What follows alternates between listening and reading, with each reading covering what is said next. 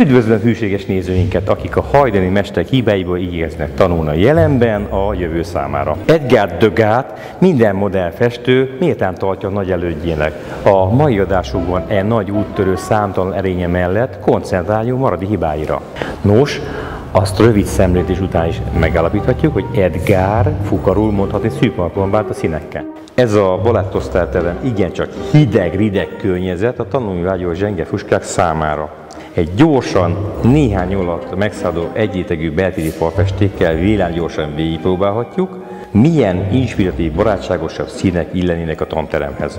Az egyetesen felvitt rétegek szinte azonnal átfesthetőek egy tetszetősebb tónusra.